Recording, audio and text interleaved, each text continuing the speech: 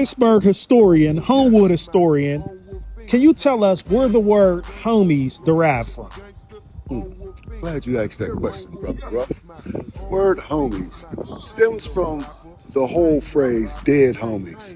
And dead homies was something that people swore on when they tell the absolute truth. Now go back to Homewood circa 2003, 2004, deep down in the trenches, downtown section of Homewood. Now, off over in the cut, there was a gang of young guys. I mean, some might know my man Roundy, Lil Deezy, rest in peace. Couple guys was down around there. Instead of saying dead homies, they would say homies when they was describing a young lady who they called a boutie. Now, a boutie is a young chick that's just about whatever. She bout it. Remember that? Yeah, she's a boutie. So they would say, homie, she's a boutie. And that meant she's with whatever. Then they would say, homie, she's a super snouty. And that means she's super with whatever. So around that time, the word homies just caught on to everything we said. Instead of saying dead homies, it was just homies to everything, homies. Like we don't say Ike and we don't say other phrases from other neighborhoods. So if you're from the blue team, anywhere in Pittsburgh, you say homies. That's where it came from.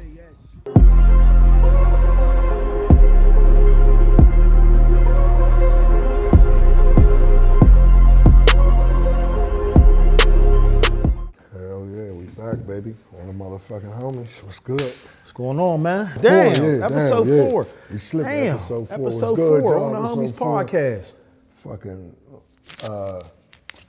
earlier today, see that wild shit that happened in Swissville? I seen the video. Yeah, I did see the video. And there's been a lot of just shares, controversy over it. You caused some controversy. I never caused controversy. Hey, yo. In your hood, this is, all right, so in your hood, how y'all grew up, like, did y'all grow up around a lot of white people and stuff? Yeah, I'm from the South Side, yeah. So, yeah, we always had problems with white people on the South Side. People have problems who's ever in their demographic. Yeah? Right. It's like, so when people say like black on black crime or white, you know what I mean? Yeah. So y'all was really beefing over there. Like y'all had smoke. Like in my neighborhood, bro, like we had like, it was all black, you know, Homewood all black, but in the 90s, like we had, with the gang thing, we had like a little African little bop to us. You know what I mean? Like the old heads, like Brother Lige, Brother Rock, like we was raised around Miss Jones, Sister Insura, my mom.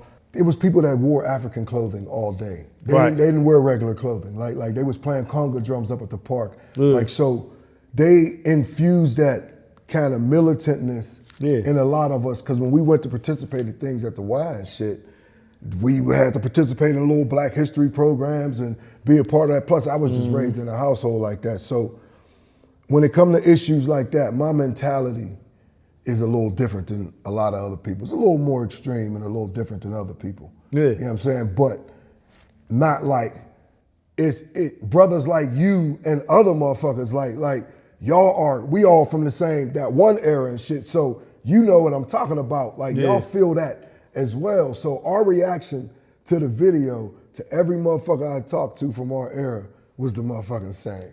Yeah, you got splout. Look. I mean, I'm just saying, me personally. Look, bro. I would have had the splouting. You know what I mean? I would have had the splouting. So, Youngin, he made his decision. Not on camera, you know what I mean? Because you could probably, you know what I mean? That's my But I would have probably showed him on the ground after I splouted him, bro, on camera. I'm just saying, just me. You know what I mean? Just certain shit. But, I mean, everybody's different. And you know, he shouldn't take flack. I don't agree with giving him shit for him making a decision that was good for him.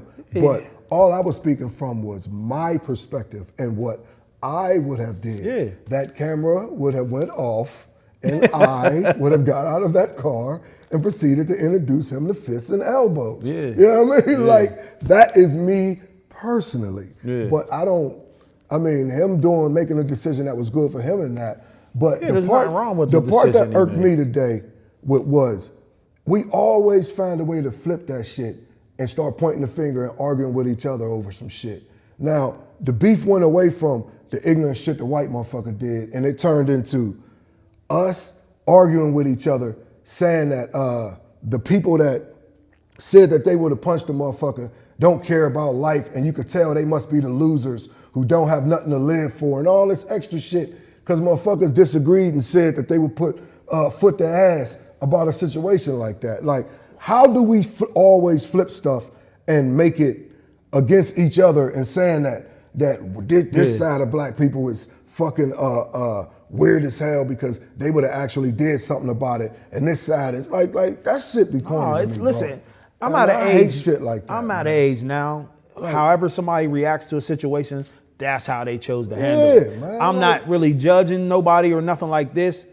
My thing, and the only question I have to black people, if white dude was a black person, would have got that grace by any of y'all? You know what I mean? Bruh. Or would y'all have jumped out if another black person would have been called, yeah, bitch ass nigga, da da da da da da da. Would you would have recorded him and made him lose his job, or would you have hopped out and rumbled him? 99% of black people would have hopped out and rumbled another black person. They're not recording them. They're not doing that, and they're not getting them fired, bro. Listen, they would have been rumbling. Jumped out, threw them hands. That's just how black people. Talk that shit. Found out where the motherfucker lived. Seen him in the club 2 weeks from now. Fought the motherfucker again, bro. I'm outside still, right? I go and kick it and party a little bit and shit, because Brother Blue likes to party, right? So, bro, every weekend, mad shorties is fighting in the club, dog. Yeah. It's mostly women that be rumbling in the club if we keep it 100. Yeah. And you could just, and when the dudes fight, it get kind of more serious, so you don't get that too much because everybody knows it's a race outside to see who's getting to that pipe first. Yeah. So the men, every now and then, the fights are a lot more serious when it happens, but the women literally fight every weekend in the bars and clubs and shit. You know what I mean? Street, they don't give, crazy. Bro, where's the fucking grace at? Where's the people that's supposed to be thinking about their job and you got more to lose when it comes to your own people? Yeah. You know what I mean? We don't like so. How they be saying on shit? Let's talk about it. Bro, look, for now they say how the podcast be, let's talk about it. So for now on, no, it's the challenge, all right? So all y'all out there, from now on, let's try this. The same way y'all carried it, and y'all opinion about that with the situation this morning, I want y'all to give that same grace to black people. Yep. When it's time to get into the situations when you find out this chick is fucking your dude and she's at this club and you finally run into her and all of that, you just say, no, I have more to lose. I have a job I can't afford to do. I want to see y'all do that. Give black people the grace too. Homeboy, when bros drunk as hell and bump into you in the club and shit, and you don't know the motherfucker, and y'all start gripping on each other and shit, and no, I want you to be like, my bad, bro. And give it a pat and show your brother some fucking grace. All right? Let's play fair, man. You know what I mean? Like, that's all I'm saying. Like, don't be hypocritical, man. That's the only part I ain't liking shit, man. Like, no, dog, we're gonna talk about that and be clear about that all the way around. Cause the shit that motherfucker said out of his mouth, and bro, he probably got a job right now as we speak. He's just gonna go somewhere. It's a garbage man. He's gonna go to Westmoreland County or somewhere else or anywhere and find another job and work somewhere, man. Oh yeah, hopefully. I mean, he got fired from there. He'll get hired somewhere else. Man, white people don't care about other white people being racist. Listen, like most of the time they don't. They always, the cops, everybody, they still get hired. We know who's running shit right now, man. Yeah. We know who's running the country right now, man. We know that attitude didn't just come out of nowhere. That boldness, that cockiness, that fucking caucasity to do and act like that comes from. That nasty bitterness. And to me, that is one of the core things that irks me about that whole movement in America right now, man. That's not, in my heart of hearts, I don't believe that that's the core of what America is and what the average person is. Yeah. The average person, I don't give a fuck what color you is, want to get up in the morning, go to work, get their motherfucking paper, fuck with their kids, eat a good dinner, go to sleep and repeat every motherfucking day. That attitude, that nastiness, that disgustingness, that's not what Pittsburgh is. That's not what America is.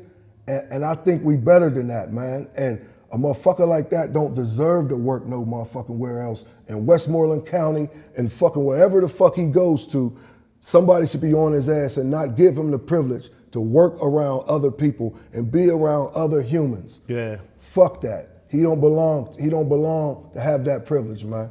That's for real, man. That's on the homies. Well, I gotta disagree with you because that is what Pittsburgh is. Yeah. Pittsburgh is what it is, bro. It's always been a race. Me growing up on the South Side in Belsuver, Pittsburgh has always been a racist town, bro. Yeah. It just is what it is. Like it just you can try to make it artsy and tech and all that. It still has the stench of racism embedded into this city. I wouldn't. It just does. So when it just is what it is. When I say that's not what Pittsburgh is at its core, I'm talking about the humanity. Okay, of all people. right. You know what I'm saying? I'm not because people will be like, "What do you mean?" Because Pittsburgh, I'm talking about the humanity inside of people. Yeah, people. Bro. All right, inside of just genuine people. Fuck where you from or whatever. Yeah. You know what I mean?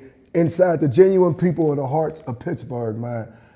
It don't matter if we don't gotta live. I'm not one of them people that believe that we all have to kumbaya and just people don't get along for different reasons. Leave me alone. And people want to be alone. in their own spaces and shit. And I don't have no problem with that. I'm comfortable living in an all-black neighborhood. I'm comfortable and happy to say I want to live in an all-black neighborhood. Just and like there's nothing wrong with it. Well, white people say, they would like to live in a white neighborhood. There's nothing and be wrong around with their own people. Yeah. You know what I mean, my thing is we don't have to fight and beef with each other over shit we like don't. that. Not over You know what I mean? just Not dumb over that. shit. It just should be a common respect amongst each other and amongst people. That's where we're at with it. Just leave black people the fuck alone, yo. Leave us alone. Man. Stay out of our business. Stay out of our business, we ain't worried focused on what white people's doing. Like we just do our own shit. Do our own. Yeah, we do our own thing, shit. Man. Just leave. Yeah, y'all do y'all thing. We do our thing, and if we come together and collide and make something shake, great. If not, just everybody can just do their own thing. That's just how I look at the world, yo. Like I'm cool with a whole bunch of white people, yo.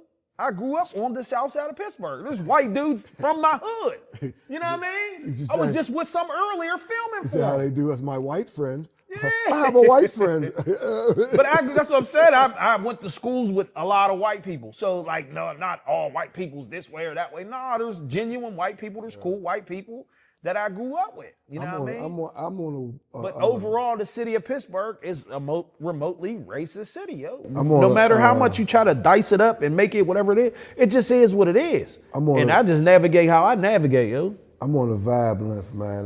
The people I fuck with, you know what I mean? Like, if you know what I mean, your vibe is solid.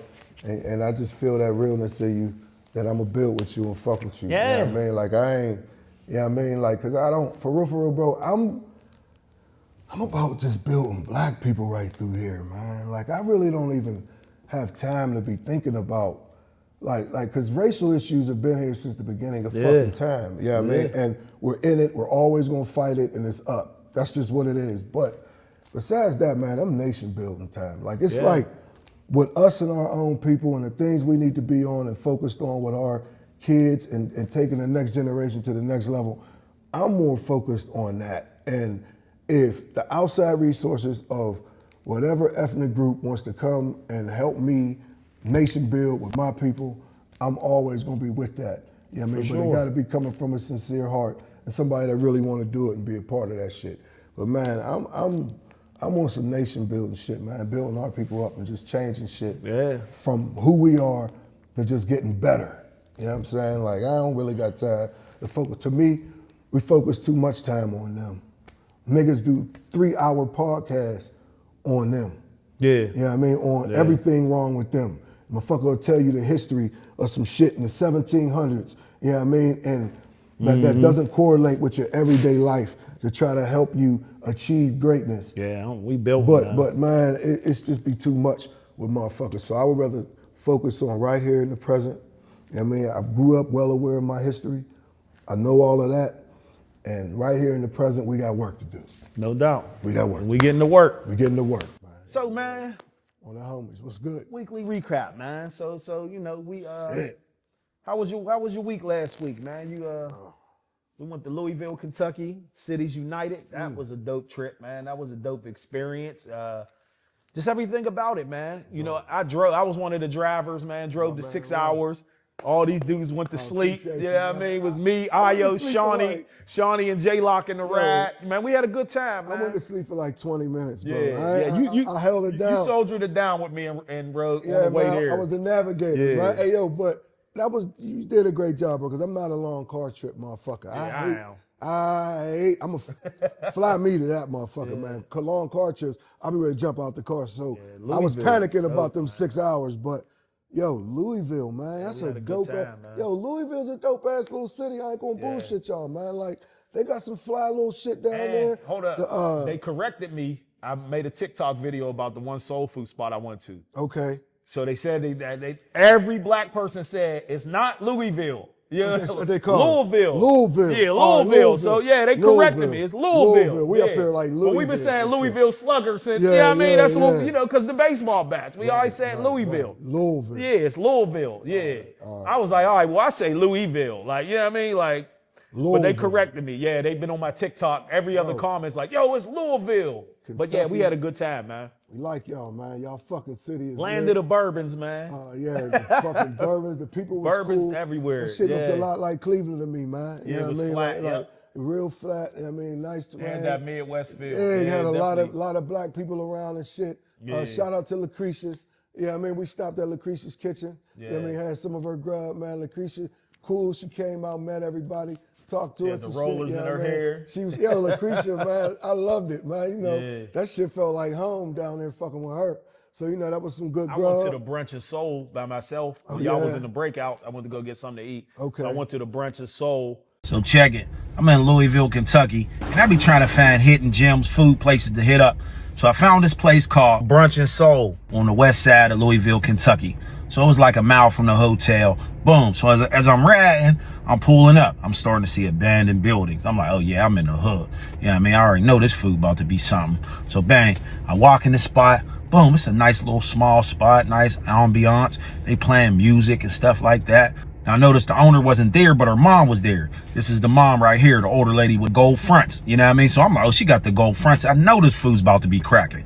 So bang, you know what I mean? I order some catfish, shrimp and grits, a piece of cake, you know, and it came with a biscuit. You know what I mean? Boom, I start eating my food, boom, boom, boom. Now the shrimp and grits was good, but it was too much sauce on it. You know what I mean? It was swimming pool shrimp and grits, but they was good. You know what I mean? I can't front on them. The shrimp and grits was fire.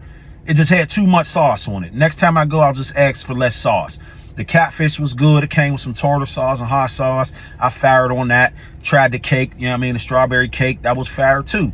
You know what I mean? It was just a nice spot, man. You know, there was real good hospitality in this place. And the whole time I was in there, people was running in and out getting their food. You know what I mean? So they was definitely booming. Business is definitely booming at that spot. So if you ever in Louisville, Kentucky, try out Brunch and Soul. Man, it's a nice food spot. It's Southern hospitality, man, and the people was nice in there. It was a nice vibe. Oh, It was definitely on the west. They call it the West End. I was saying the West Side. They don't call it the West Side. They call it the West End in corrected you Louisville. on that. Yeah, In Louisville. yeah, Louisville. Okay. Yeah. So I went there at 8. The Muhammad Ali Museum was Yo, dope. let me You know what I tell mean? y'all. I had been there already before, but the Muhammad Ali Museum, That shit Muhammad blew my Ali mind, Museum bro. was great, man. They give you chills, man, Blew my walking through there. motherfucking mind. The And it Muhammad wasn't Ali. sugar coated. It wasn't a gentrified museum. Fuck no. They had Elijah Muhammad stuff in there, and like they really was like a part of his Nation of Islam. A lot of that was in there. You know what I mean? Like speeches and stuff like that. So it definitely wasn't a sugar coated museum. It was definitely like Muhammad Ali at its core, yo. Bro, they put like 100 million in that motherfucker, Yeah. man. That shit there. Yeah. Like they had the ring. Yeah. They had, you could go in the ring. They had the Yeah. punching bags. They had the speed bag. They had fucking, bro. That was. They had this one section where they had all TVs and you could just sit down and watch Muhammad yep. Ali fights. Like, yep. They had the big They had ring theater in the room. They had middle. like theater. 4 theater rooms Man, in there that shit was. where you could watch like they little had a 10-minute room short celebrating films. his queens. Like, man, that shit was. That was a fly. His That's one of the robes and best stuff he wore in the ring. is Yeah, that was one of the best and museums. me being a yo. boxing fanatic, that right there, Yeah. man, one of the best museums I ever been to. And it's like man. 4 floors. Like, Yes. yeah, it's like 4 floors. I grabbed me a Muhammad Ali t-shirt. I should have wore it today. I forgot to wear it. And the Muhammad Ali t-shirt I got, he's sitting on top of a money, like inside of a money vault, sitting on all this money, and he's holding some money in his hands. And it's shit like was a younger picture. It was That like shit was like $80. was like You got 45. money, yeah. Yeah. That shit was high as hell on that merchandise. man. yeah, the Muhammad Ali things. He was like, whoa. he was like, hold on, man, is my car Slow going? down real quick. You know what I mean? Yo, so we were in Louisville for the Cities United conference, as Ruff said, the Cities United Conference is a nationwide violence prevention network that holds a conference every year, and they link violence prevention workers from all around the country, get together at that conference, build, have breakout sessions, learning about the craft that all of us do, and learning things to take back to our communities and spread to the people and for the people. I got to build with some beautiful brothers and sisters from, from everywhere you could think of, everywhere. man. I found out Oklahoma City got a hood there. It's just not got a basketball team. Well, I knew they had hoods, I found out that, I mean, like there's literally stuff going on everywhere. The Laredo, Texas boys, people from New Jersey, they was deep. Milwaukee was deep. Milwaukee was deep. Chicago, everywhere you could think of, there was black people there, and we was building, just trying to learn our craft and share critical information on how to stop the disease of violence in our communities, man. That was some dope shit, man. Next year, the conference is in Memphis. Memphis, Tennessee. You know what I mean? That's going to be jumping, dog. Yeah, that's going to be cracking, man. So that was, like I said, man, it was a great event, man. What else happened this week? Oh, I did my Martin party last week. My Martin costume party. Show y'all a little video of that real quick. It was a dope event. Sit back, relax, and watch a true player from the hip-hop.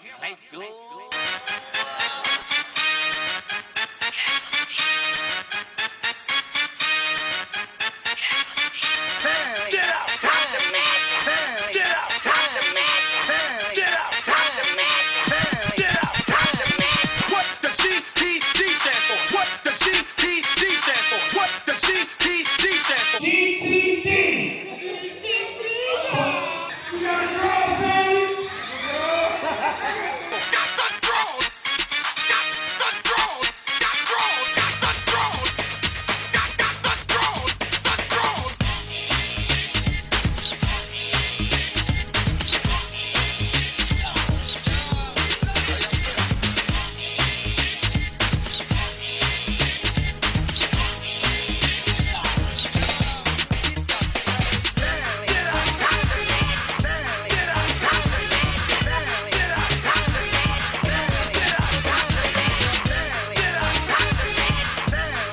This party's out of control. Gina's out of control. Martin's out of control. The whole damn party's out of control. I'm glad that we was able to produce this event. It was a good time. We had a good old 90s R&B Martin vibe. So check us out next year. We're gonna come up with another theme for y'all. So stay tuned. Yo, so we back. Yeah, man, we had a great time at the Morton party, man. Everybody came through dressed up as their favorite Morton characters. I wish somebody would have did a couple of characters. A lot of people were supposed to come, but some people could, make it, man. But hey, man, we still had a hell of a time, man. But it was still cracking. You know what I mean? that's what's up, bro. Yeah. That's what's up. So this week, man, last week, man, we live in a sports town, man. You know what I mean? We live in a football town, man. This is a football town, man. And Pitt cracked the top 25. Man. They're number 24. Pitt. We was just talking a lot of shit on them, you know what I mean? About them not getting no recruits in the city. But they last 3 games they play Notre Dame, Georgia Tech, and I think Miami and all 3 of them's ranked. So this is where they season really about to hit. So this is where Pitt right now. To me, this is make or break time for Narduzzi. So they're not going to think about it this way because he has a freshman quarterback. So, and it's not like Pitt. I can't see the AD. Well, it's a new AD, so you never know. But these 3 games right here with this good team that we got right now, decent team that we have right now, they have an opportunity of drastically destroying the playoffs that they have set up as of right now. If Pitt wins and beats all 3 of them, if they went out and beat all 3 of them, Pitt fuck around and knock all 3 of them out of possibly being in the CFB playoffs. Yeah. Miami can't have another loss. Yeah. Georgia Tech might be able to stand a loss if they don't have 2 losses, but they'll have to somehow. I think that might knock them out of the ACC title game. And Notre Dame. Notre Dame got the 1 seed. Like Notre Dame, if they take another loss to Pitt, they sweat Notre Dame so much that they always make they'll them. find a way to try to get yeah. Notre Dame to fuck in. Yeah. You know what I mean? So I'm really looking at Pitt right now and seeing that freshman's a motherfucking dog, man. Every week he's showing he's getting better and better. Yeah. And the thing about it is, when you start young quarterbacks like that, they're reckless. You got to kind of keep a leash on them. But the beautiful thing is they have no fucking fear. Yeah, I mean, like they don't know about being scared coming into this big game. They just letting it the fuck go and just playing with all of their ability and shit. So this young motherfucker, he's showing a little something, man. We're gonna see these next 3 games. We're gonna find out, man, right now. Just on 2 days ago, yesterday, I was at an event, Tech Week. Okay. And there was a speaking panel. It was Jerome Bettis, Charlie Batch, and Joey Porter Jr., Sr., his dad. You know what I mean? They was on the panel talk about tech and football and stuff. It was down Cafe Momentum downtown. So I got a chance to see the Stiller greats. You know what I mean? My homegirl. And they honored the 2005 team? Shout out to the homegirl Kenya. She put me in the loop with Kenya, that. yeah. She put me in the loop with that performance. And then Mark Cuban was doing something today. Mark Cuban was doing a speaking panel today at the convention center. I couldn't make it because we had to shoot the podcast, so I had to come set up and everything. And so Mark Cuban was back in the Berg and shit like that. But yeah, man. So like seeing them on the panel, like, you know, Charlie Batch is always here and Porter's here. Like Porter got that building on the west side, him and his wife, you know what I mean? They got a whole like building infrastructure. Charlie Batch got his foundation. Some athletes give back to the community and then some don't, you know what I mean? So it's like a big thing. Like people feel like people are obligated and some people be like, well, nobody's obligated to do nothing for the community. Me, the type of person I am, just my heart and my mentality, I'm always going to give back some type of way, whether I'm teaching kids, whether I'm helping them do something, whether it's helping with food drive, whatever the case may be. I'm just that type of person. Everybody might not be like that. So a lot of times in the community, we get these, you know what I mean? Right, man. Shout out to my man, Mike Logan, man. Yeah, Mike Logan, for sure. My bro, Mike Logan, man. Lug be out here, bro. Like he be outside, man. Like he was doing violence prevention with Mike Logan was really out here going to little homie's crib, knocking on the door. Yo, bro, you got to come with me. I mean, you ain't going to be doing this. Little homies with straps like Mike Logan is the real deal. Yeah, I mean, like he's, when y'all see him around the city, Super Bowl champion. Bro, he always show Mike some love, man. That's my bro, man. Salute, man. There's a couple times a couple ladies were like, you look like Mike Logan. I was down the Steelers tailgate, one of these older black ladies. I was like, that's my homie, man. But hey, but like, in along the lines of what you're talking about, man, that giving back, that right there, like, first off, you know, the Steeler dudes, if you a Steeler and you play for them and you come back to Pittsburgh and live here, you good. You know what I mean? Like they're going to have, and you stay in their good graces, you pretty much good. But just overall, bro, athletes and the responsibility of giving back, bro, I look at it like, man, I think that with the collective millions that all of the black athletes make in between the NBA and NFL, I'm gonna just say those 2 leagues, man. I think that's enough collective millions of dollars between all of them to really do some real strong shit in their communities as a collective or individually, man. You know what I'm saying? Like, and some do, but bro, like that thing about should they feel obligated and all of that shit, in my opinion, man, like, fuck yeah, man. You should, man. I think so too. I think so too, bro. Because, man, like, bro. Because there is people, everybody, somebody was in the gym shooting with you, bro. Listen your to mom, me, man. the coaches, somebody sacrificed, gave you spikes, helped you to get where you was at. Now, you had the skill set, but for sure, people helped you in the community, bro. Because you wouldn't have been able to get to that level if nobody didn't help you in the community. I've been coaching football for 24 years, youth football, all right? The city of Pittsburgh, right here for the big bad Homewood Bulldogs. You know what I'm saying? Bro, the amount of effort and amount of volunteerism, the amount of money that we have to give ourselves, these volunteers, to sustain a youth football organization over 24 years, the shit that we've put in is just, it's just astronomical. What we've had to do and the people, the fundraising, just the sheer grit and love of the people to make all this happen. And that's just not a unique story to Homewood. That's a Garfield, the Hill, Lincoln, that's everywhere. Bro, the 0.5% that a professional athlete could give to say to one youth organization to say, listen, nobody in your league has to pay for admission to play football anymore. Here, take this money. And make sure, like you don't even have to, they don't even have to fucking give the organization money. If you're worried, like you can literally set up something and order something and just get something, boom, delivered to your youth organization. Because guess what?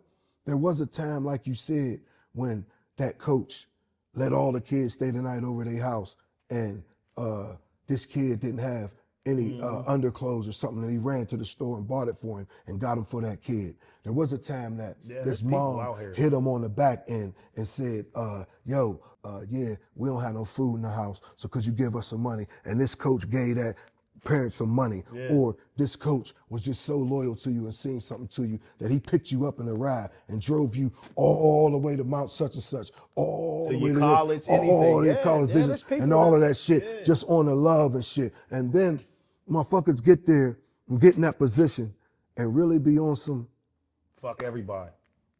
Yeah, I mean, I'm never going to respect that. To me, and it ain't about, motherfuckers say, are you counting his money, bro? Like motherfuckers don't put that pressure on him. Listen. The white athletes, a lot of them don't come from the same socioeconomic circumstances as us. Yeah, I mean? From trailer parks. Yeah, but others don't. Yeah, I mean, like, we be needing help and shit. Yeah. You know what I mean? And that little youth organization, even if you're not from that city, you can at least go outside, nigga. Like, y'all don't have to do all these.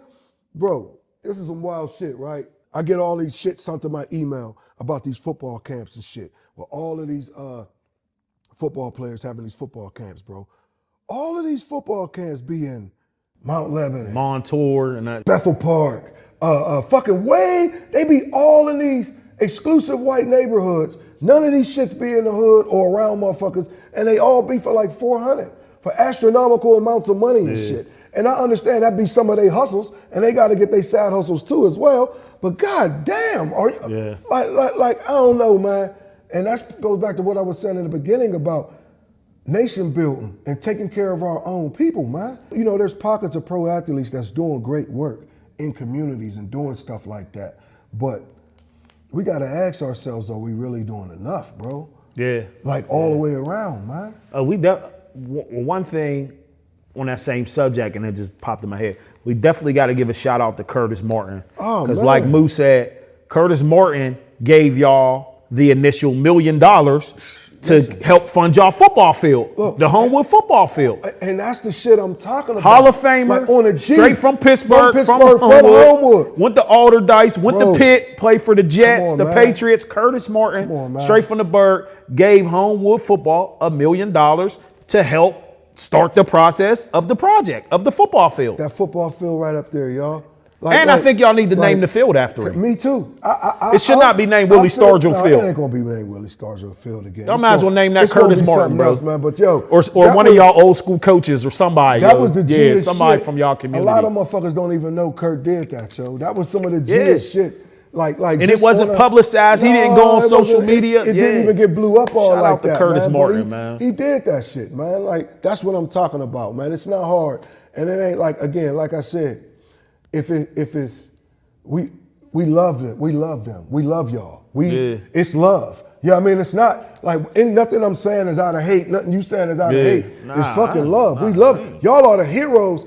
When you was a kid, I always say this and think about it, and I tell the kids this over the years. When you was a kid, if you make it, always remember you in this huddle right now, wishing that an NFL player would pull up, get out the car, fuck with you, and say something. Just imagine you doing that and how you would be, and how you would feel. Put yourself in them shoes and just picture that.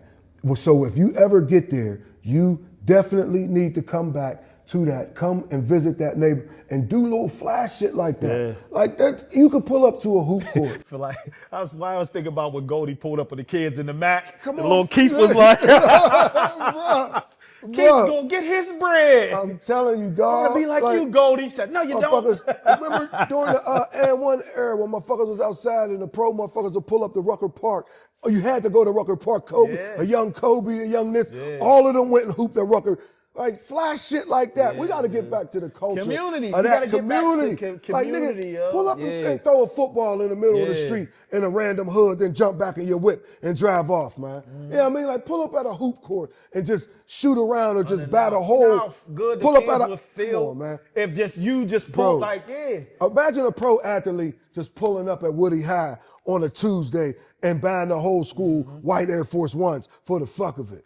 You know what I mean? Just on some flash Rappers shit. too, like rappers, whoever. like Like the kids from the South Side, bro, when Wapo popped Bro, up down man. their football field, yo, it was like, nigga, was it? yeah. Bro. And Wapo wasn't even all the way on, like, but niggas, but like the people, love, yeah, like I people think, don't forget that, I think yo. the disconnect sometimes that our celebrities be having with the communities we come from, they let the lights kind of get to them a little bit. You know what I mean? And they kind of get, and you know it happens because we've been around, we've seen the lights in the Hollywood and you're getting pulled in all these directions, but y'all can never forget the essence, man. Them little babies love y'all and look up to y'all so much, man. Like an inkling, like I said, 0.1% of whatever the fuck you do, them actual $5,000 nights and all of that shit, yo, 10 bands will sustain at least a whole organization's registration for the year. Yeah, I mean, like a straight 10 band donation of like, here, I just want to give this so no kid has to play football. I paid to play football for your organization. Like little flash shit like that, bro. And you know why I feel like it's good for me to say this? Because I watch dudes not in the NFL do that. Yeah, regular dudes in the hood. I watch dudes. Pay for jerseys and yeah. I watch dudes in the hood come up and say, hey, bro, here. Yep. Hey, little shorty come up to the field and say, hey, so-and-so said just give you this and said buy what you need. Food, anything, yep. And it's like, well, who gave me? Fucking we have donations, look in the pot, and somebody put a wad and somebody over there in the bleachers wink at you. No doubt. That's how we've been taking care of each other in the hood, that extra help. Now, that era ain't popping no more, so we need that other help from y'all now. You dig? Because I remember in the 80s before crack hit, you know what I mean? Like I ain't gonna front. I grew up in a household that was well, you know what I mean? In hood terms, my family was well off. My granddad worked on the railroad. My grandma was a stay-at-home mom, but my family was good. A lot of people came to my house to eat, but it was never a judging thing. If you go to somebody else's crib next door, you could borrow sugar. Facts. Go to this person's crib, borrow some butter. Hey, Facts. man, you got some grease? I ain't got no Crisco right now. Take Let me care buy. of each other, So man. we all was community, but it's like once everything started to be, crackhead, gang banging, everything's about money. I got more money than you. You ain't shit now, and you know what I mean. And it just so much. It just everything that broke everything down. Now families can't mess with each other, so everything got divided from these material things, drugs, gangs, like all this shit. All this shit was systems and shit that happened in the hood that separated us. So now everybody feels like they're on their own island, and everybody's like, well, man, I ain't fucking with them. I ain't fucking with them. But I've always been a person to see it's bigger than me. Just being from Belle Suver's a small neighborhood. Mm-hmm. If I just focused on Belle Suver, I wouldn't have a business. Facts. My neighborhood's too small. Facts. I have to go to East Hills, Homewood, All over Wilkinsburg. So I can't be people. trying to just limit myself to one community. The world's big as hell. Facts. We got the internet. The world's too big for me to just be stuck focusing on one specific area. With a demographic of people was only 1,800 people in Belle Suver now. You know what I mean? So it's like, how can I sustain a business? How can I sustain a life structure of trying to progress only focusing on one demographic, one small area? The world's too big for me, bro. I'm spreading my wings. You know what I mean? I feel you, bro. I feel you. That our black people and taking care of each other and getting back to that and shit and moving around community. I go everywhere. Community and what we are inherently in our hearts as people. You know what I mean? Like just on a people level. You know what I mean? Like we should be able to move around, cross bridges. Like motherfuckers say, East Side niggas don't go to the West Side and all that. Fuckers say only time Homewood niggas go to the West Side is when we on the run. Facts. Because many times I've been on the West Side, and some if we do some Homewoods and McKees Rocks, I'm like, yo, what you doing? Man, I'm on the run, bro. Nigga on the run. That's on run hood. The fucking on the run over that motherfucker. You know what I mean? Like, yeah. Like shit. But fuck that, man. You gotta cross some bridges, man. You and gotta go in places. network, man. And that's why it's dope. That's why I like working with Reach so much and getting involved in that, because we got a table of 50 people. You know what I mean? And they from all hoods, from all over the city.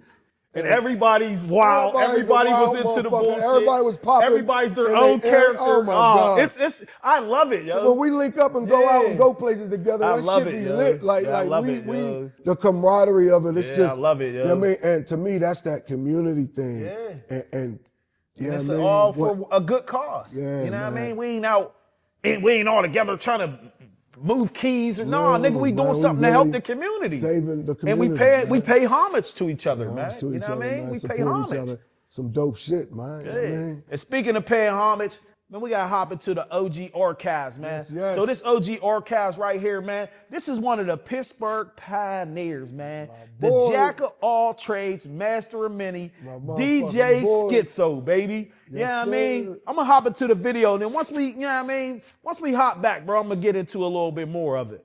This is another installment of the OG Archives. Y'all remember them old Cash Money, No Limit album covers back in the day? They was classic, and they was designed by Pen and Pixels. Well, in the Bird, we had our own graphic designer who was creating epic CD covers for the late 90s and the early 2000s. Chris Hoy, aka DJ Schizophrenic. He mastered the art of graphic design while also being a DJ and a one-stop shop for Pittsburgh hip-hop. He'll shoot your music video, he would do your flyer, your poster, set up your BMI, ASCAP. This first cover right here is the one he did in 1998 for Diesel Money. This was in a time when your CD cover made people want to buy your CD even if they never heard your music. So having a DJ Schizo cover was a must in that era. He's designed over thousands of CD covers, DVD covers, logos, and just all types of different graphic design for people in the city of Pittsburgh and people across the world. So we salute a real pioneer of Pittsburgh hip hop, DJ Schizo, aka Chris Hoy. I call him Uncle Skits. Salute another installment of the OG Archives. So we back, man. Shout out to my man DJ Schizo. So DJ Schizo was our Pen and Pixels, man. If you needed an album cover in that 97 to about 2010 era, goat. when CDs and DVDs, Fucking goat. DJ Schizo was the one, bro. He did everybody's covers. Everybody, He helped man. everybody start their record labels, their LLCs in the Bird. He had the whole package, bro. You go to Schizo, and he was going to charge you about 4 bands, $3,500. But he was going to do your flyer, your poster, your LLC, your website, your Yes. commercial. Bro, he was Fucking the CD one-stop cover, shop, fucking bro. everything, CD bro. cover, DVD cover. He was going to do your ASCAP, BMI. Bro, DJ Schizo was the one-stop shop, bro. And that era was so dope with the whole CD era, like when you really had to get your, bro, it was nothing like getting the CD shrink wrap, barcoded, taking it to Stedford's, Dorsey's, Moving it Time around and Bomb, shit, man. bro, and then going back and collecting your money, bro. That was the era, yo. You don't And know that's about how that when I out came, the trunk grind, man. You know what I mean? Like fucking Schizo's ass. You know, Schizo did an album cover for me and shit. You know what I mean? He did my Homewood Fiend Smacker album cover. I had Schizo down in the trenches with me. Motherfucking the porch that I was on, and we took our pictures and all that shit. Yeah. That was the porch that I ended up getting indicted the fuck from. Right? Damn. Like that's how he takes the album cover right there. Come get me. Look, literally, like this, my man Schizo, like I had him in the trenches with me down on Car. Shout out to my man Lil Roundy. I had Crack Gangster and fucking Sean and the shit with me, man. Like we gotta in put that cover motherfucker- on here, Yeah, I man. got it. I'm gonna show you. You gonna see Yeah. it, man. It's some dope shit. But we was in the motherfucking joint. He took all my pictures for me. Yeah, he did the all my little photography, everything. photography. Yep. He hooked me up. I had posters, all that shit. I never got to drop that album because, of course, I exited the premises. You know what I mean? But But my man, and I paid him that pay, man. Yeah. You know, he wanted that money. Yeah, I mean, he did but the work and the quality. Yeah, was A1. Yeah, he Couldn't did my get it, Bell man. souvenir. He did my Bell. Matter of fact, it's on my jacket right here. He Oh, did the okay. CD cover right here. He did a lot of these covers on here. Most the of them. Suspects covers. So this jacket is a whole bunch of old school Pittsburgh hip hop. I put a couple few newer, Lua Proc. You know what I mean? I didn't have yours. I was looking for it too at the time. He did a lot of these I covers see on that his multiple jacket. shots. Yeah, I yep. mean, that's Yeah, I put the a lot of- Homewood yep. joint. Yeah. I mean, rest in peace, Hottie. Yeah, He did my Blocks Projects and Entertainment. So I did a documentary back in the day in the Burgh called Blocks Projects and Entertainment. Woo! And I went through most of the hoods in the Burgh. You know what I Man. mean? This was from like That 05 shit to shook like shit 08. up. You know what I mean? Hey, man. This one was still That shit gang banging. shook shit up right there. Yeah, I went through the hoods. Schizo did Volume 1 and Volume 2's cover. And then Okay. my man Safe Money in North Carolina did Volume 3. But Schizo, and I had the gang signs on it down the bottom. Yeah, with the bandanas on it. Hey, rough, man. You was a I was motherfucking wild for legend in the that, city bro. for that one, bro. Yeah, I mean, like- that whole little joint. I mean, it had motherfuckers from every set Yeah. in the city basically Shout out representing to Tone Bone. mankind. Because Damn, Tone Bone man. filmed a lot of the stuff in Homewood. Oh, You know what I mean? I okay, always got to okay. give Tone Bone a shout out. Because My Tone man Bone had the Tone, same, man. he had a little JVC camera. I did that with a whole mini DV JVC camera. I shot the whole Blocks Projects with that. Oh, little run around. Like, audio was terrible, Had to everything. just keep buying But, the motherfucking joints. yeah, the tapes, I was, Yeah. so that whole era was so dope, yo, when you really had to grind, and I had got the distribution for the documentaries, and that shit went outside of the Burgh. And, it went across the country. seen that shit, So I man. had a distribution with Black Star Video in Harlem and Tape Man Inc. in Jersey. You know what I mean? They had put my cover in the Dawn Diva magazine next to a lot of DVD covers. Oh, But that okay. whole era was dope, yo. That Dawn early Divas, 2000s, like, bro, that early 2000s era of music, and the first Smack time I heard, DVDs, all that shit. the first time I heard Homewood Fiend Smacker, somebody sent it to me, and I put it on Blocks Projects and Entertainment. Oh man, that's The part what's where up, man. Brucey's in the Brucey- back of yeah, Formosa, yeah, Homewood man. Fiend Smacker. I ain't no rapper. man. So his song was on there, but I didn't know that was you till Damn. later on. I never knew whose song it was. I'm like, this is a funny ass, intricate ass type of song, yo. Like, Yeah. so he made his Berg hit, and it made Blocks Projects and Entertainment. See how everything just comes Everything back just works full out, circle, man. yo. It all goes together. You know Yeah, what I mean? man. But that whole era was dope. Like the music, T.I., Jeezy, Gucci. That's the South was running it. Once like 2000 hit, it was damn near over for New York, L.A. The South had it, Tell bro. you, nothing hit the way motherfucking Young Jeezy hit the hood, man. Yeah. Young Jeezy, that shit was Yeah. like a fucking Yeah. nuclear bomb went Yeah. off in the middle of every ghetto Yeah. across the fuck America.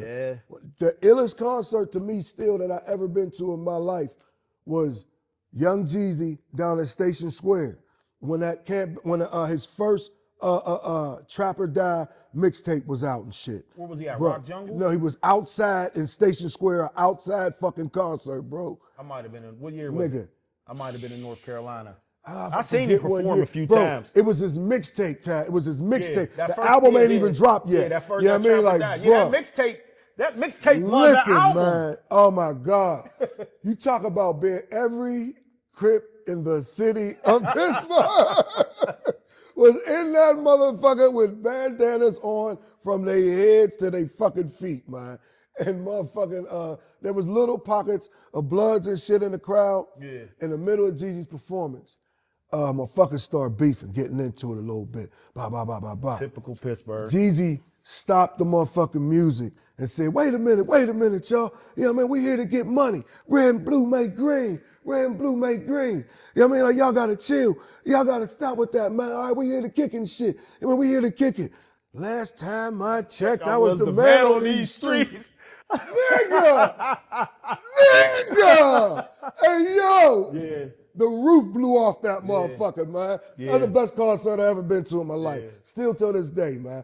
Young motherfucking Jeezy. Yeah. He, to me, he is in them slots with like DMX, Jay-Z, 50 Cent, Young Jeezy, you know what I mean, T.I., like Kanye, like all that's like a solid tier of individual rappers who had massive hits, albums, and just Yeah. Jeezy had them hits. Jeezy's one of them ones. Gucci, like all of them. Bro, Gucci motherfuckers. got 900 man. albums, bro. Gucci got Like, 950 albums. First time dog. I heard Gucci, that first album he dropped, I'm like, oh, I fuck with dude. Yeah. I'm like, he's hard. And then, the whole thing with him and Jeezy and all that was, it was a wild era. It was messed up that, whatever, the situation happened between them. But I still listened to both of them. It wasn't like, oh, he's better than him. Man, Oh, I nah. banged with Gucci. I banged with everybody. Jeezy. yo. Gucci was the fucking king up here. Nigga came Gucci here 10 was living in million times. Pittsburgh, Yeah, bro. like, motherfucker, Bro, Gucci you know was what I here mean? every Like, week doing a concert. Gucci and yo. BG. Yeah, I mean, yup. them motherfuckers came here fucking more than anything and shit, man. Yeah. Oh, Yeah. speaking of BG, the No Limit Cash Money battle. Did you see that shit? Yeah, I watched it. All right, I didn't get the chance to check it out that night, but I went back and watched it the next day. No Limit won, bro. No Limit No won, Limit bro. won. Yeah, they Because won. No Limit just felt like they was more in sync. It didn't feel like No Limit was more in sync. First of all, Lil Wayne wasn't there. Lil Wayne wasn't there. You lose from the Lil door, Wayne man. would have beat No Limit by itself, bro. I mean, let's just keep it 100. If Lil Wayne was there, it would have been a different result. But No Limit still held their own. Cash Money did their thing too, bro. They both had jams. Bro, you know what I mean? listen. But the best part of the whole thing, What? when Birdman was talking that shit, Man, when listen. Birdman was like, nigga, I started that stunt and shit, nigga, man. gold diamonds, Man. and he dropped that Man, number dude. one stunner, because number one stunner's nigga, that's still a jam we play. Bro. Like, that's still a jam that's still, if it comes on right now, Listen. niggas, what? He dropped that shit, but P said, He yeah, said- you did all that, but I started this Bout it, Hey, yo, man. I was motherfucking going crazy to that That shit, about to son. hit the streets. Yeah, I mean, on shout some out to gangster my girl shit. Court. I was in Taste Yeah. losing my motherfucking mind. I was watching that shit over there. Yeah. I was in Taste going crazy when that shit came bout it? on, man. P bout fucking about man, it? yo, Yeah. dog. That bout it, man. So I thought Cash Money could actually fuck with him. And I picked Cash Money to win because they just near and dear to my heart. The era in which Cash Money was banging, that was when we was outside Money the had a most. way longer run. Man, yeah, we Yeah. was in the streets so heavy. Like the memories of the people that's gone, the people that's still locked up from that era, like that shit is near and dear to my heart. The P era was before that, right before I went like my 11th, 12th grade year, and then when I was up college, we was all No Limit. Yeah. When I came home and was up there, Susquehanna, man, we was baby gangster motherfucker, fake nigga head buster. Yeah, Like we niggas was, out Homewood was saying Wody and Yeah, everything. we was Wody. Y'all was definitely like, listen, Cash dog, Money. Wody, This Homewood's uptown, downtown. yeah, yo. Listen, dog, Yeah. The Kellyo, you know what I mean, where niggas hustle. Call shit the know Yeah, they had them know you down Yeah, there. Like yeah. we was that shit was our shit. You know what I Yeah. mean, and BG was here all the motherfucking time performing and shit, and doing shows and all that Yeah, shit. BG man. was always up here. Like, yo, this motherfucking yeah. I thought, but then like P, man, like you said, No Limit won.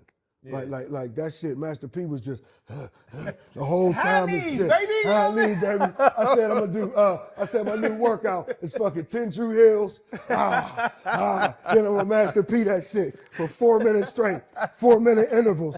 You know what I mean? Master P that shit. Master P. You know what I mean? That motherfucker was wildin'. Hey, yo, I loved it though, man. You know what I mean? Like, P's in shape, dog. You know what I mean? And Mia X, she killed that shit.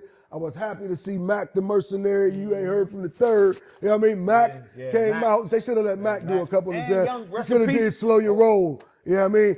Rest in peace, Young Bleed. Young Rest in Bleed peace, just Young died, Bleed. yo. Man, his album is hard as fuck for No Limit, but that song, How to Do That there, the Bro. craziest shit. You know what I mean? That's a forever classic, man. man, He just like- passed away. Was it today or yesterday? like So a rest in couple peace, days ago, Young rest in Bleed, peace, man. yeah. Yeah, man. Like, man, they just like a lot of, like, man, they could have Mia let X held Fiend it come down. out and do something. I just wanted to see that 13 jams, 12 jams they did to And me they cut wasn't it enough. short. Yeah, And they said they man. cut it short. They said they had to shoulda dip. let that shit go longer, they- man. yeah, You know they what I mean? had to But cut it short. I'm liking. I'm glad they got verses back, man. Yeah. Yeah. I mean, who's the verses that you want to see?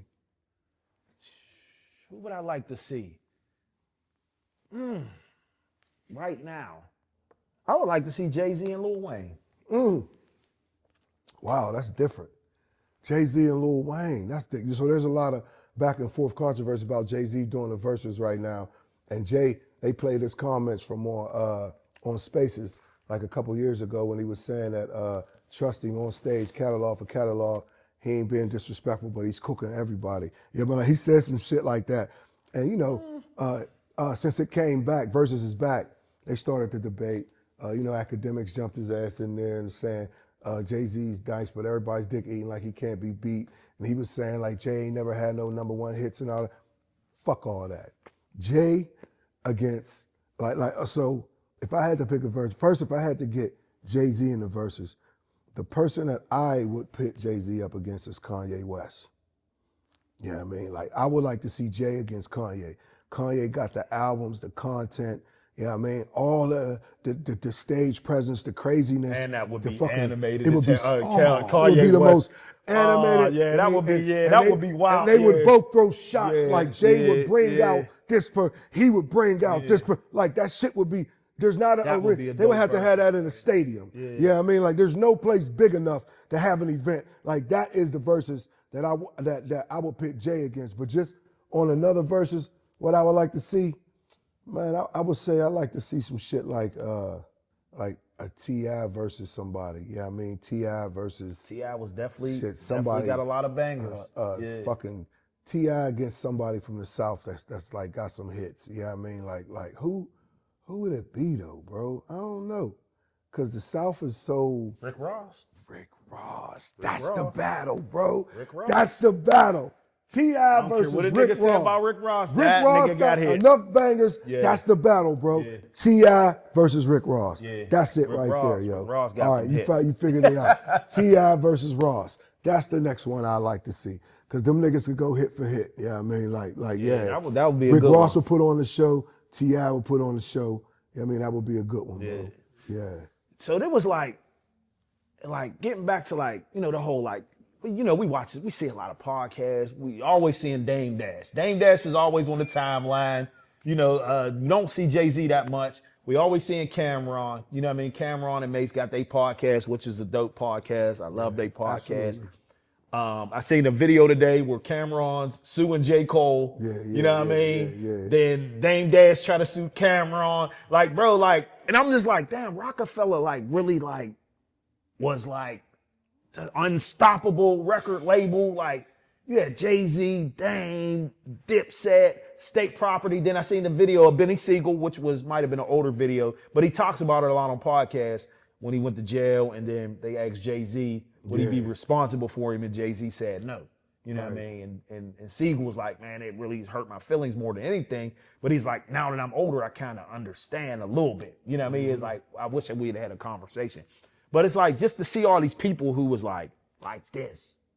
And now everybody's, you know what I mean? This person's here, he's here. They don't talk to them. And it's like the divide of black people. This is just the divide. You know what I mean? It's a divide of always damn.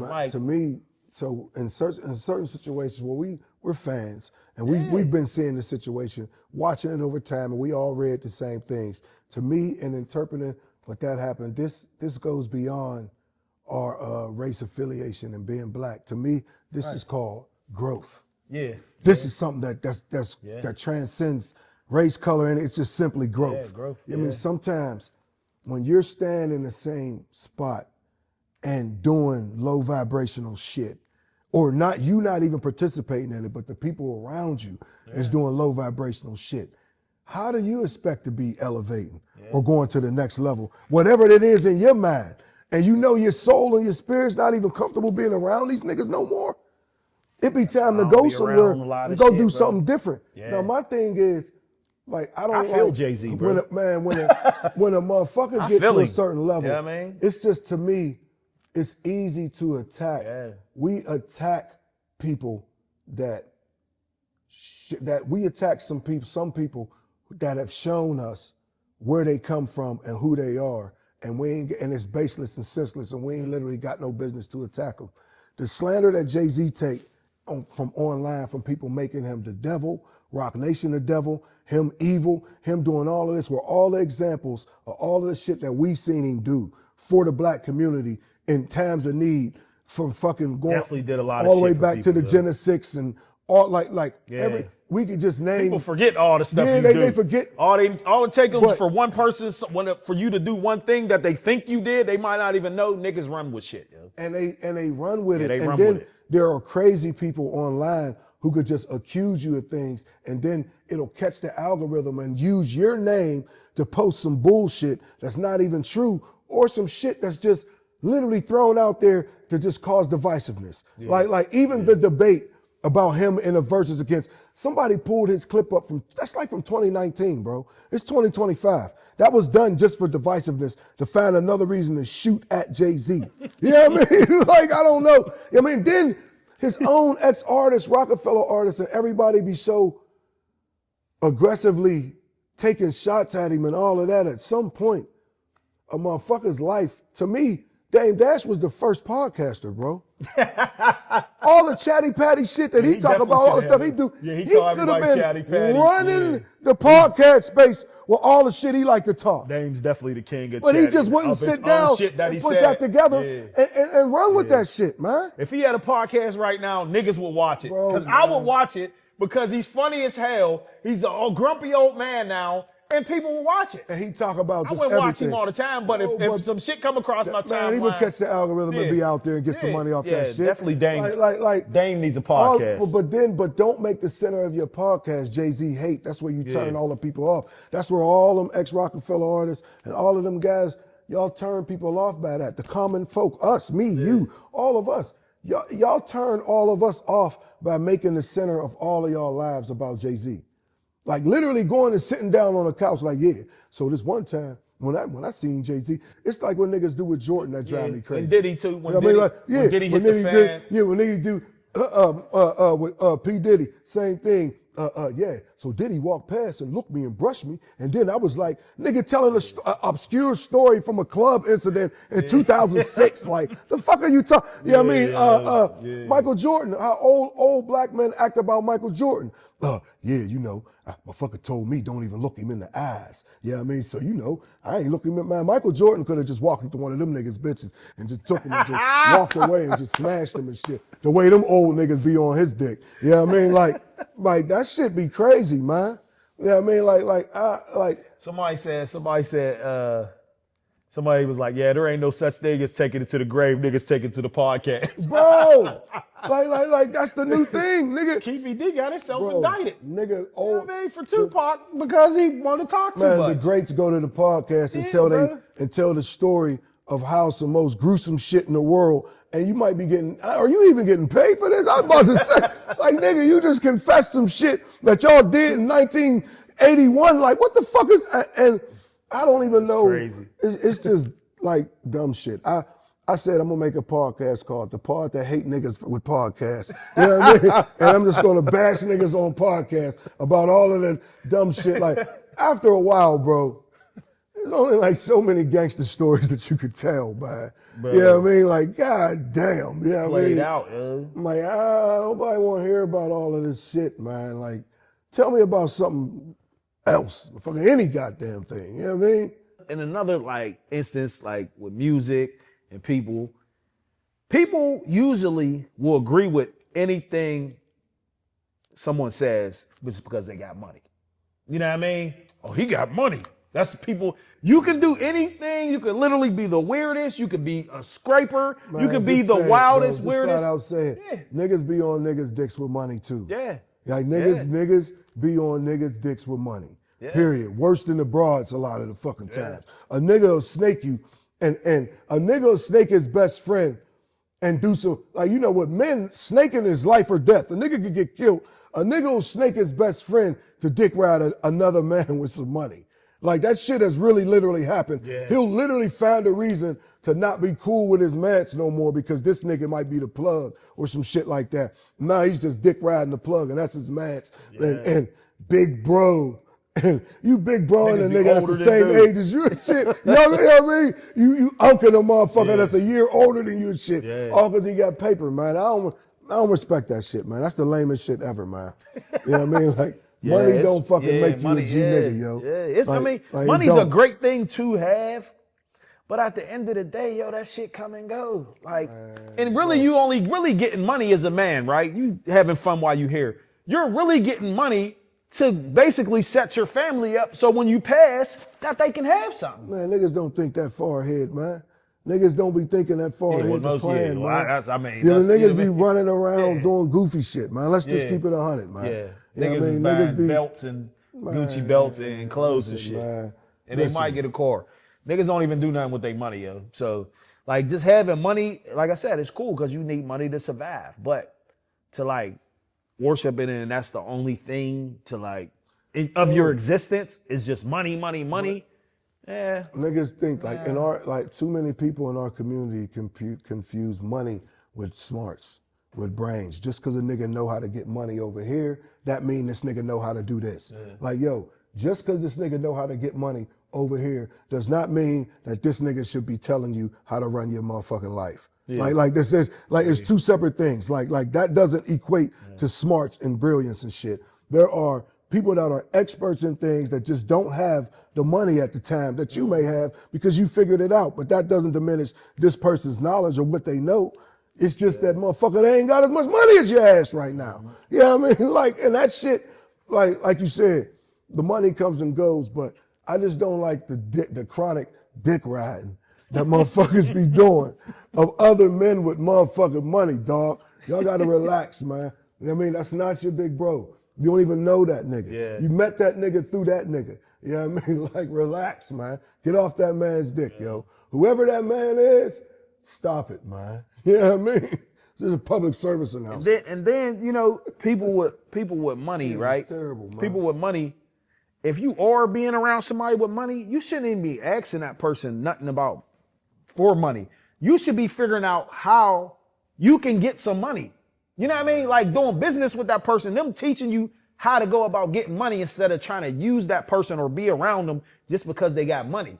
Bruh. Like if you're around a multi-millionaire, you should be like, yo, all right, what can I do to boom, boom, boom on my business side? You should be asking questions like, yo, how did you get, you know what I mean? How did you accumulate your wealth? You should be asking real questions, Joe. You should be wanting to learn from somebody instead of trying to be up under them just because they got money and you want to go whatever. You know what I mean? For your own like personal benefit. You should be using it as leverage to learn some shit from them, yo. Motherfuckers want to be up under motherfuckers, man. Motherfuckers, niggas, some of these niggas be yearning to be taken care of, man. You know what I mean? Like, because what else is it, man? How could you be in that close proximity to millions and shit, and you don't even inquire how to get some too, or how to finesse your situation to have a better thing? So if y'all do, that's why I respect Jay on a motherfucker like that. Bro. His homie Emery and all of them that came home, like people be like Jay-Z's relatives and his cousin extra 4,800. Like I threw at them, I said, show me an internet clip or anything that says that anybody in Jay-Z's family is starving for money. Has there been an interview or anything or anybody that said, I don't have no money and I'm related to Jay-Z? His first cousin, his mom and them, his sister and them, I haven't whoever. seen any. Like big, Yeah. like I'm not saying it from don't exist, but I haven't seen it. From But we would've all seen his that. home, we would have We would've seen it by seen- now. yeah, we would've Yeah, I seen mean, like a motherfucker be taking care of their people the way they should be. It be the motherfuckers that don't that be having the most shit to say and the most critical motherfuckers. And the motherfuckers who is literally some other grown man's young nigga. You know what I mean? That's the same age as them as well. So yeah, I mean, it's just a lot of cornball shit out here happening, man. Fucking cornball shit, man. Pittsburgh. What Lay say on 90s. transitions? Hold on. Scene with Lay, man. Transitions, man. Pittsburgh, man. It's a tricky city, man. It's a tricky city. It's a tricky city, man.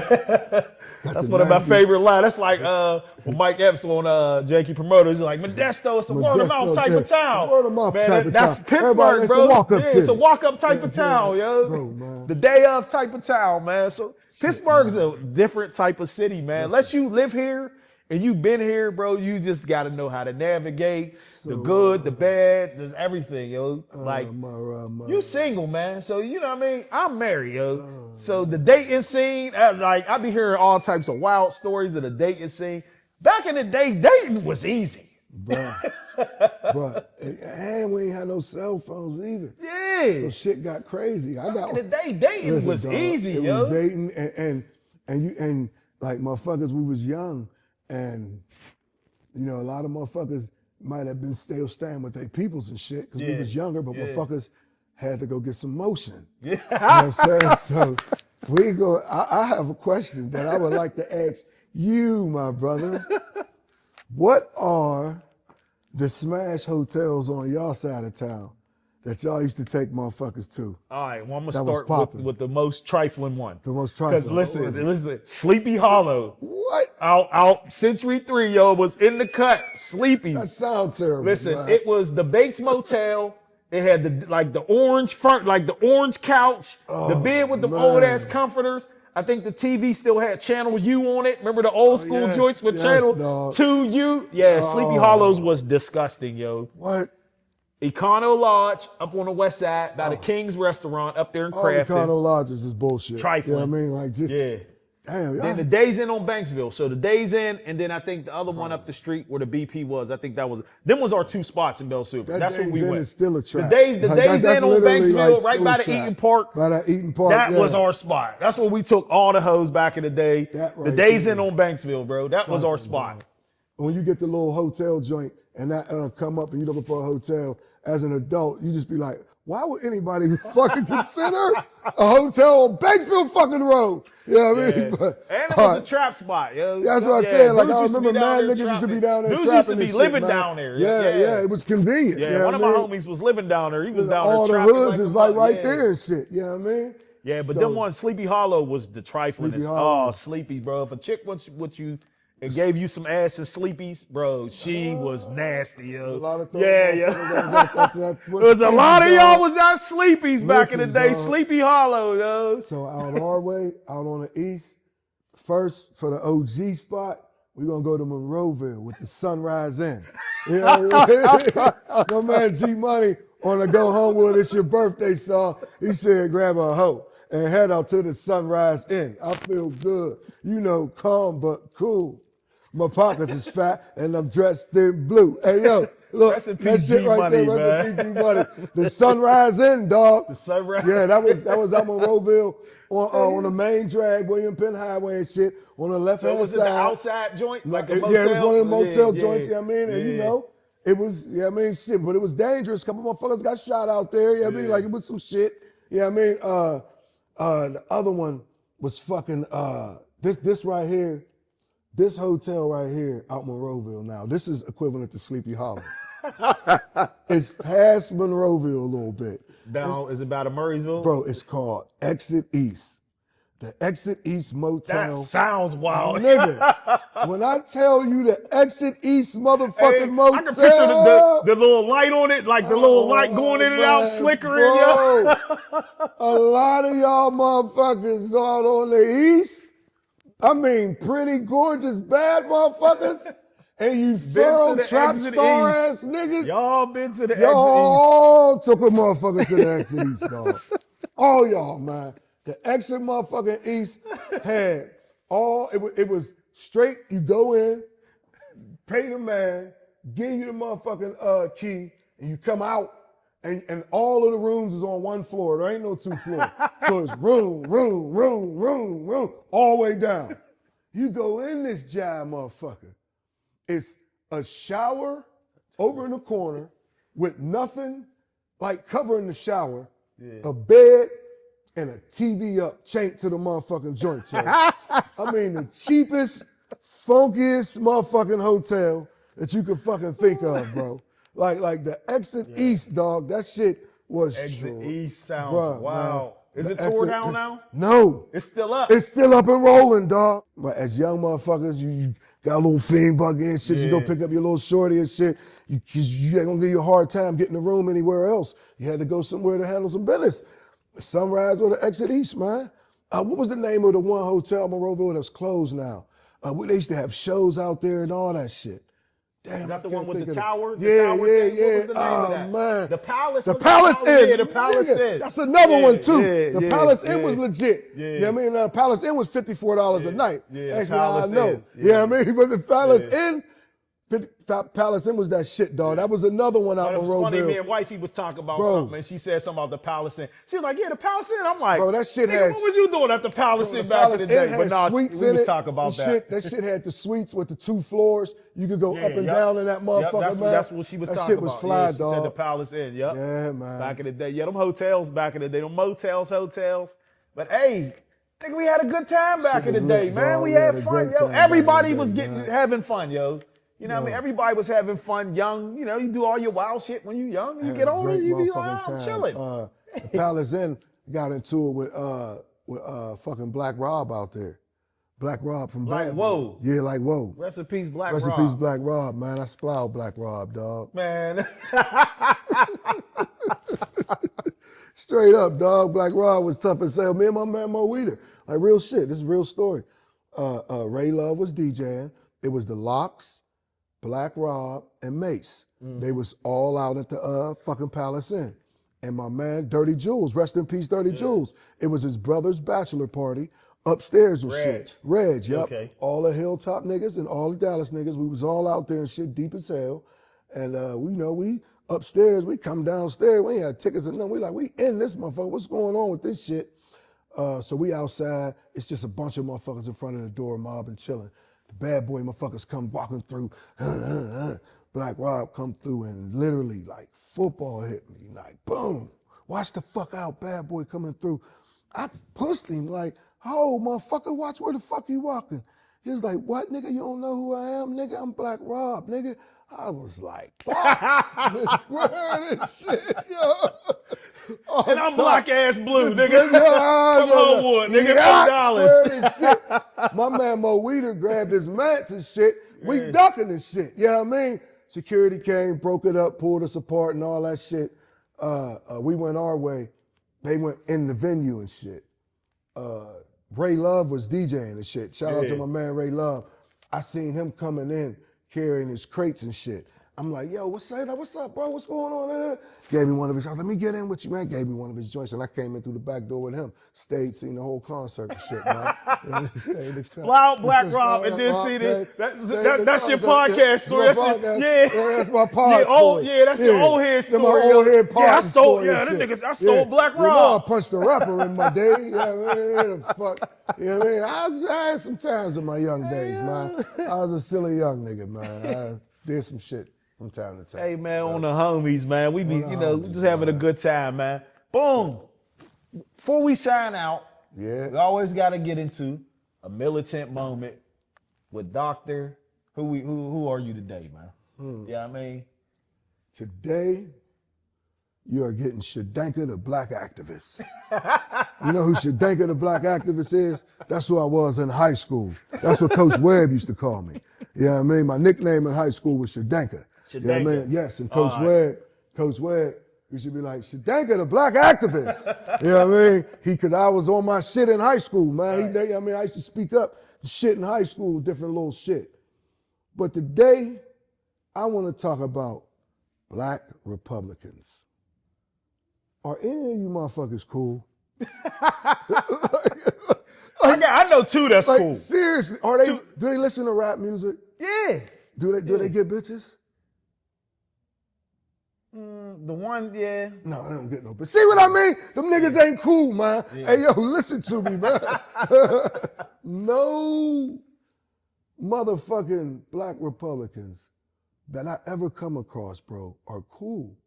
Like just But there's some cool people, ass listen, niggas, there's bro. some people that's Black Republicans and you might not know it. So that's the thing. I don't count them niggas. Okay. Because them niggas is hiding. Okay. You know what I mean? All I'm right. talking about You Tim talking Scott, Okay. all these goofy Yeah. motherfuckers Yeah. that I be seeing on Herschel CNN, Walkers and all that. Herschel Yeah, Walker, yeah, yeah. all of them them. type. All They're right, just, okay. they're just All how you doing? I don't know. They're just goofy. Like they're and then even the black ones that try to be cool, they're like corny cool. They're like the lamest nigga in class who like hit the lottery and shit. So now he's just went and bought all the clothes off the mannequin and he's just out doing goofy shit like this. Like that is the energy that all black Republicans have and shit. And it's confusing because how most of them were raised and where they were raised at, it conflicts with who they are now. You know what I mean? And it's to me, it's like a deep self-hate thing for you to choose to go over to a side that kind of blatantly hates you. And it's not even a kinda, it's a really hate you at the end of the day. Like, if you just look at it from just plain eye view and just look at things and how we grew up and the things we saw in the media and everything and all of that. When you seen a KKK rally, when you seen skinheads, when you seen militia, when you seen neo-Nazis, when you seen any of them, were any of them ever in your life at a Democratic event? Not in my lifetime. At a Democratic rally, at a Jesse Jackson rally supporting any of them. When you see all of those groups, I said, what side are they always on 100% of the time? Republican. I could end the podcast on that. Hey, yo, bro, like literally, so just knowing that every hate group that I named, every last hate group that I fucking named votes on one side and always agrees with one side no matter what. Why the fuck would you, as a black person, want to align with them on anything? On anything. You can't even comfortably go to one of their events and not see a racist sign, a Confederate flag, or something that reminds Something you wild as hell, something yeah. wild as hell. So do you really just ignore it and just keep walking? Yeah. And just say, Some people huh? ignore shit because of money. You know what I mean? So some black Like- people who's probably multimillionaires, you know what I mean? They got Bro. money and they look at it as the Republicans are about money. They ignore They ignore everything Yeah. else and they say Yeah. it's a money thing. But Yeah. that goes back to the sucker shit that we was talking about throughout this whole episode of responsibility in the black community and giving back and what you're supposed to do. You don't get no pass for looking out for your special interests because you're rich, because you're one of the 1%. Your people and where you come from are not in the 1%. Yeah. Every other group takes care of their people in some kind of group economics in some kind of way to make sure people are all right. If they don't do it together, collectively in their mindset in different units and pockets, they're all figuring out ways to do it except us. So what if somebody's a black Republican, right? Mm-hmm. They help the community. They do you know what I mean? They do all the stuff we talked about, like helping the community, building, doing everything, but they're just a Republican. My same question.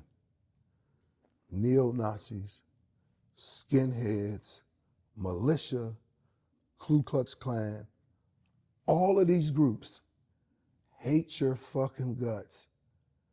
The White House, the things that Trump said, the things that fucking all Steve Bannon, the things that Project, all of these things crafted to say, fuck you. Why are you on that side? Why do you want to be with them? Why do you want to get in a private room while we're all in that room over there doing what we need to do? Why do you want to be in a private room with them? There's going to be 3 of y'all in there, 4, 5, maybe 6.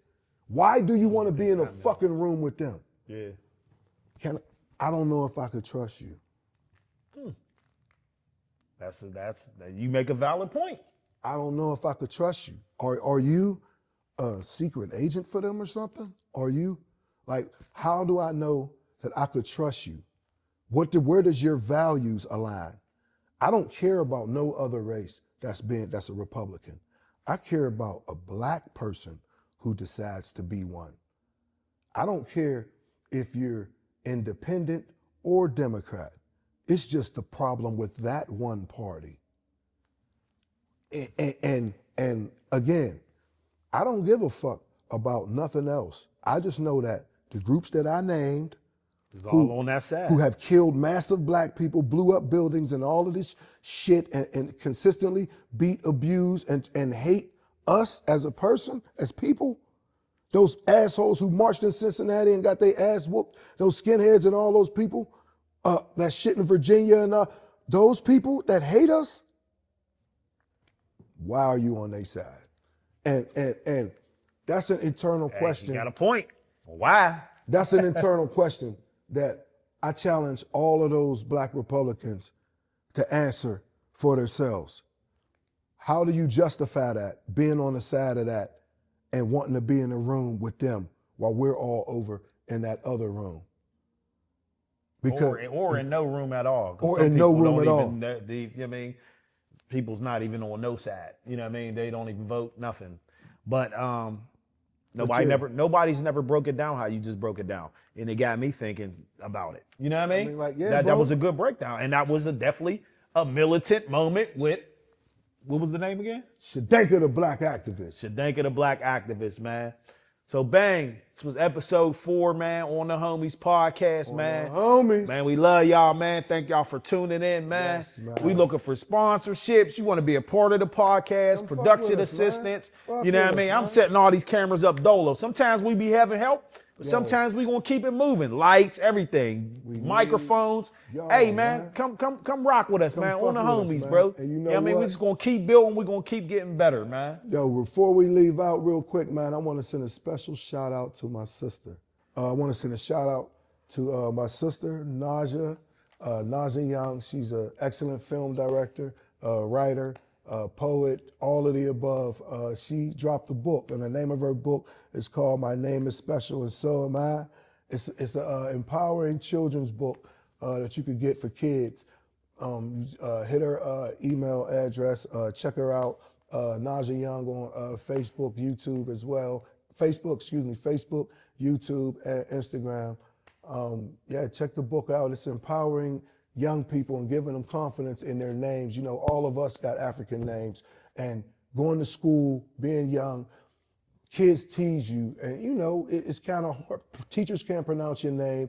Kids will tease you and try to make fun of your names, and it's just difficult for some kids to navigate that, and it kind of can affect their confidence in different ways that adults might not understand. So this book is going to help them with that and make them see the beauty in their name and appreciate who they are and love themselves even more. So I encourage y'all to get this book. What's from it my on? sister Naja Young. Amazon? She has it on Amazon. It's on all of the websites where you can Give buy them the name books. one more time. It's called My Name is Special and So Am I. And it's Name is written by Special and So Am I. And it's written by Naja Young. So just look it up, give it a shot, fuck with it, man. Hold on, Blood First is on Tubi, right? Hey, yo, yes. Yeah, Blood First. Go watch Blood is First on Tubi, dog. man. Blue's Hold on, in there hold on. acting, man. Odie's in there. Yeah, there's a lot of people from the Bird. It's a Bird hood movie, man. And it was, 2014 when y'all shot that? 2012? Yes. Yeah. That was 2012. Yeah. That we shot the movie. So Y'all did the premiere in like 2014, right? yes, we did. Yeah, man. yeah. That was a dope movie, yo. So it's So- on Tubi. Blood First, man. Blood First, yes, like my man said. Like I ain't want to butcher the name. Carl of my sister's Redwood's book. in there too. Carl Redwood, who's on FBI right now on CBS, is in it. Yeah, he was in Blood First. I forget the other brother's name. Anthony Boykin. Anthony Boykin.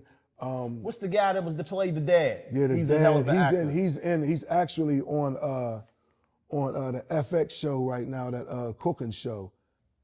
Thank you. We out on the Homies podcast, episode 4. On the Homies podcast, episode 4. Salute. Oh, hold on. Before we dip, I gotta give a shout out to my man, 4 Pound from McKeesport, man. Stash Account Fashion, man. He got a dope ass clothing line. He got a store out McKeesport. Check him out. Stash Account Fashion, man. And we out We out, man. on the Homies.